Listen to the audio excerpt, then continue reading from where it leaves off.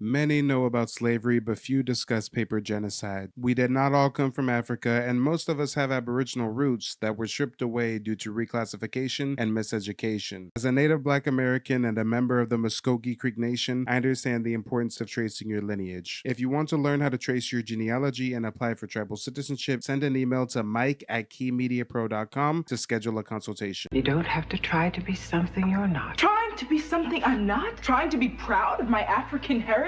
That's being something I'm not, then fine. My grandmother was a full-blooded Iroquois.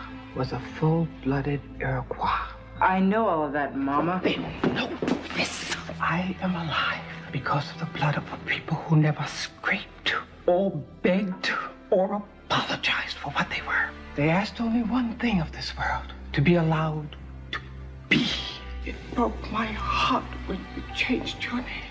I gave you my grandmother's name, a woman who bore 9 children and educated them all, who held off 6 white men with a shotgun when they tried to drag one of her sons off to jail for not knowing his place. And you had to reach into an African dictionary to find a name that would make you proud. Descended from Africans who escaped slavery and united with the Seminole Indians in Florida more than 2 centuries ago. There's no future without a past. It's a fact. If you're coming from nowhere, you're going nowhere. 1776. 13 American colonies rebel against British rule, but Florida remains loyal to England. The river dividing Georgia and Florida becomes an international border. Hundreds of blacks enslaved on American plantations escaped south, finding refuge and allies among the Seminole Indians in northern Florida. Enraged. Come on, y'all, riddle me this. Those Seminoles that have African descent, African heritage, do you think they give a damn about the dope fiend crackhead parents of theirs that sold them into child slavery? Or do you think they care about their adoptive family that took them in and fought to keep them free? I wonder, even the few of us that have African lineage, do y'all really think we hold on to that distant lineage, or we rocking with the Aboriginals that rocked with us and never sold us out, stayed true? Aged slave owners enlist the United States government to destroy the Black and Seminole Alliance. But in 50 years of fighting, the bond between Black and Seminole is not broken.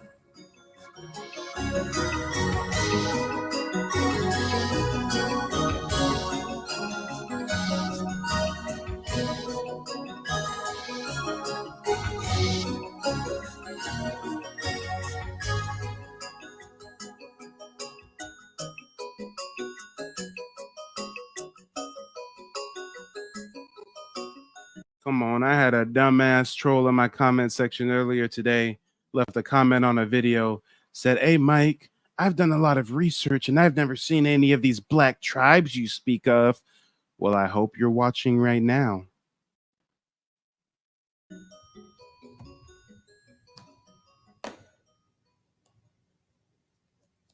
Charlie Wilson is dedicated to passing on the history of her Seminole ancestors.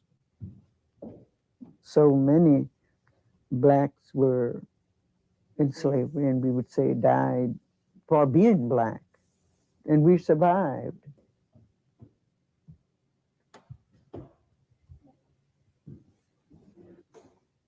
The heritage of these Black Seminoles is unique.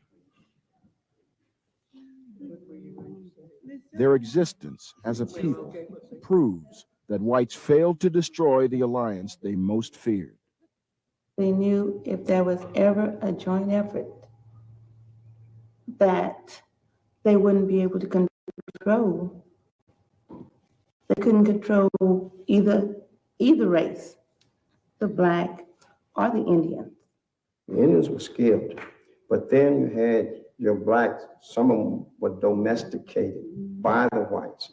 They knew their ways, they knew their weaknesses. So together, what do you get? A formidable foe, because they're stronger together.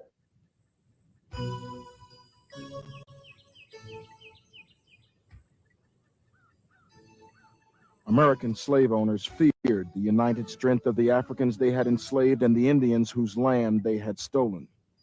This combined African and Indian force soon became Florida's best defense against American invaders. A 1783 treaty ended the American Revolution. Control of Florida returned to Spain, the territory's original colonial ruler. As the Spanish moved into St. Augustine, the Americans demanded the return of escaped slaves, but the Spanish had other plans. Anytime, day or night, you step out and see what was taking place within your town. Historian Jane Landers discovered records documenting that the Spanish encouraged a military alliance between blacks and Indians. Sometimes you will see on the list detachments of the Free Black militias specifically posted out at Indian villages. The Black and Indian militias were the military force on the frontier. So the Spanish would be negotiating at diplomatic levels with the United States, but they would send out the Indians and the Blacks to do the fighting. And the Free Blacks in St. Augustine were very connected many times to the Blacks that were living in the Seminole villages. What we now call the Seminoles were living in their own villages, for instance, very large settlements near what is now Gainesville, Florida, in the Alachua Savannah area.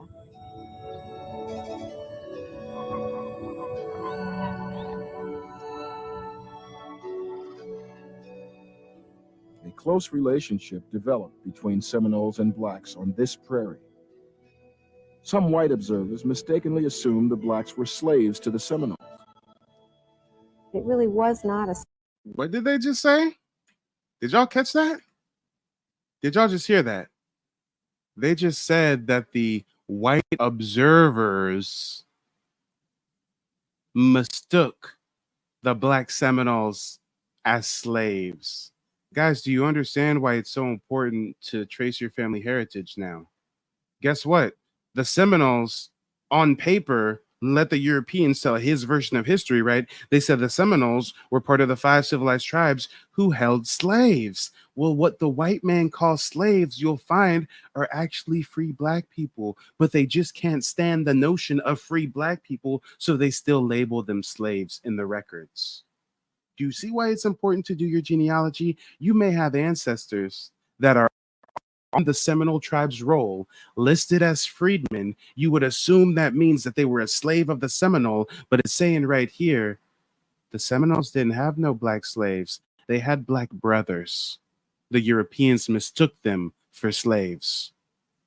Between Seminoles and blacks on this prairie. Some white observers mistakenly assumed the blacks were slaves to the Seminoles. It really was not a slave-master relationship. It was more a free existence. They intermarried. The children were accepted in the tribes quite easily, and they had a common interest in wanting to hold that land where they were living freely. They had acquired big herds of cattle themselves. They had nice fields and homes. But Georgian slave owners raged against the Black and Seminole alliance. They demanded that the U.S. government capture the former slaves and their children, even if it meant invading Spanish Florida, which they did in 1812. Blacks and Indians fought so fiercely and with such determination that they routed the Georgians who were invading Florida. They even fought and defeated a U.S. Marine contingent that was assisting those Georgians. But within a few months, the Georgians were back with fresh troops. They invaded the prairie, pillaged the towns, burned hundreds of log homes. These few excavated remains tell of a settled life destroyed forever. Come on, y'all. Peep game, peep game, peep game. So the Europeans classify the blacks with the Seminoles as slaves, but what is actually going on in reality is that the Seminole Indians and the African slaves that are now part of the Seminole tribe, they're actively fighting against making black Seminole slaves. The white man says they're slaves, but actually they're killing the white man to try to preserve the black Seminoles' freedom. This is why we can't trust their version of history. Do you understand? The Seminoles scattered south. Many of the black Seminoles disappeared to a place where the invading Americans would not find them for a long time. The Seminoles were pretty well crippled and dispersed in a number of different directions, beginning in about 1813. One of the spots they came, I think, was in this vicinity here.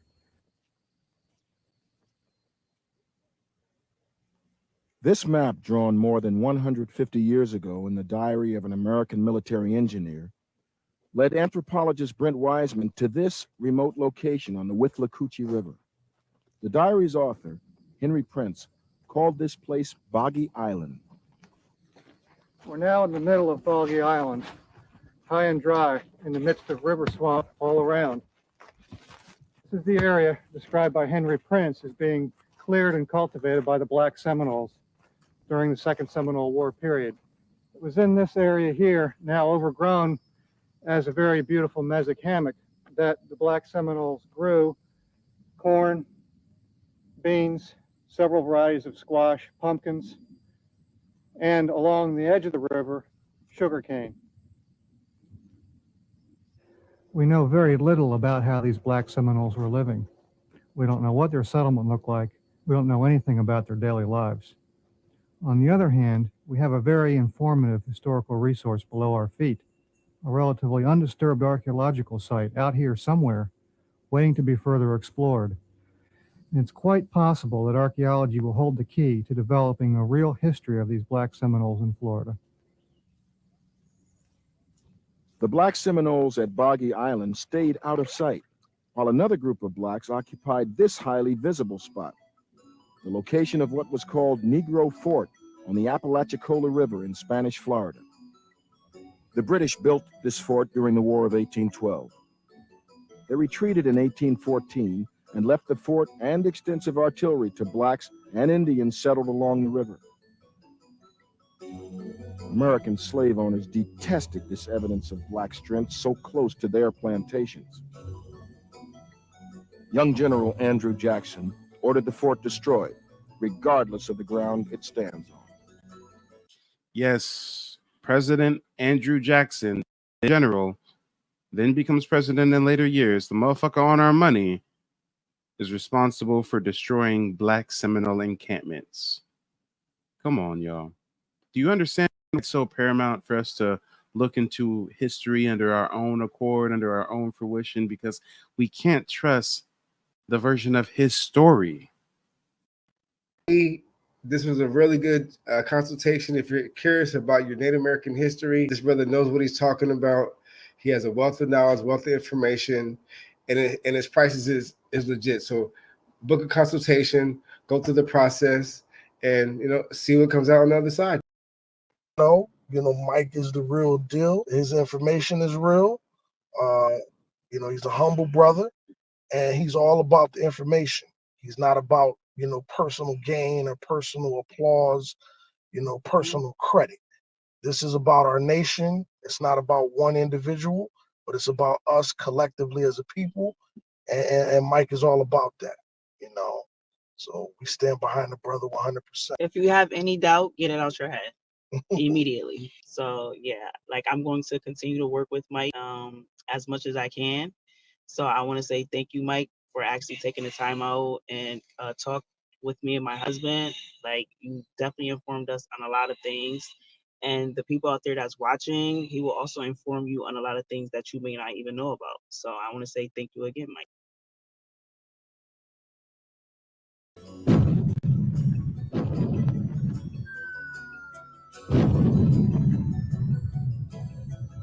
On July 27, 1814, a lucky shot from an American frigate hit the fort's magazine. The explosion killed almost 300 blacks and Indians.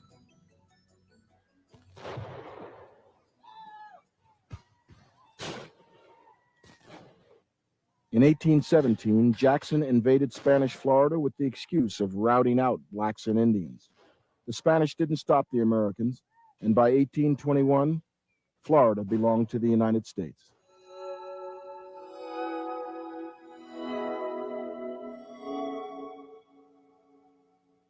New settlers pushed into Florida, demanding more and more of the valuable Seminole lands. Violence between settlers and Seminoles continued, even after the U.S. government restricted the Seminoles to a reservation. Slave catchers made a living kidnapping black Seminoles. As president, Andrew Jackson demanded that all Seminoles be removed west and that all black Seminoles be sold into slavery. The Seminoles refused. So on the one hand, they say the blacks were the slaves of the Seminole, but on the other hand, they're refusing to make the black Seminoles slaves. Guys, both can't be true at the same damn time. Which version of the story do you choose to believe?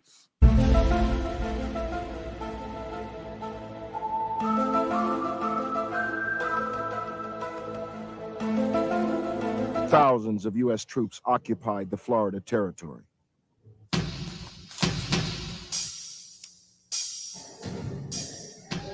By 1835, the Seminole resistance galvanized into war.